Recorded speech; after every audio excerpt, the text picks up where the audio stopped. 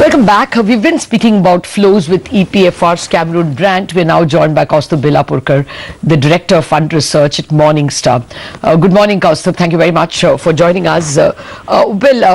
We have seen a huge amount of FII flows, about 3 billion year to date and more than 2.5 billion coming from mid-February. Does it look like hot money? Does it look like long only? What trends are you delineating? Sure. Hi, Lata. So if you look at the trend of FII flows, right, it's been a little wishy-washy and not a secular trend that what we've been seeing.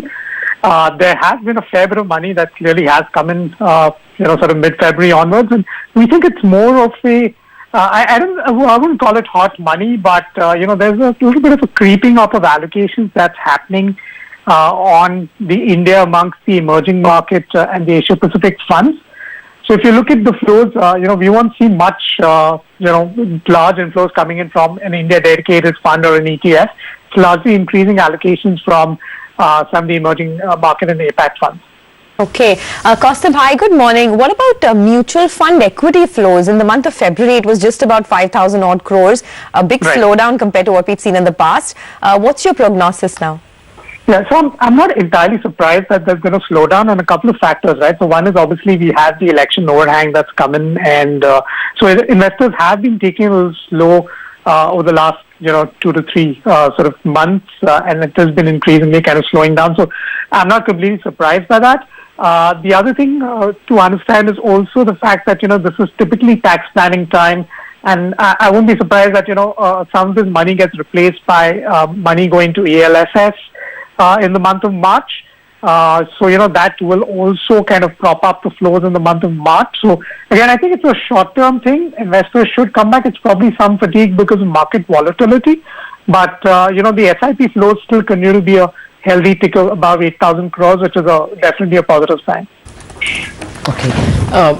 Kaustubh, any trends you can glean in terms of what FIRs are preferring? Is it the old favorites, the HDFCs and their, the iShares, or are you seeing interest in a broader range of stocks? So I think largely it is, still staggered towards, some of the financials, the likes of some of the corporate banks. In fact, we're seeing some buying, HDFC has obviously been in favorite, but, the ICICIs and the Axis are seeing increasing buying from FIs. We also continue to see some buying on the tech stocks. So it's again, I think largely towards the large cap names. That we haven't seen too much activity as yet on the mid cap counters, at least from some of the larger FIs that we see. What's your advice to investors with respect to debt funds? I know it's not a pertinent question to ask at a time when equities are doing so well, but in any case, there's been a lot of credit risk in the debt market. What's your advice now? Yeah, so very clearly, I think it's a good time for investors to kind of reassess their risk.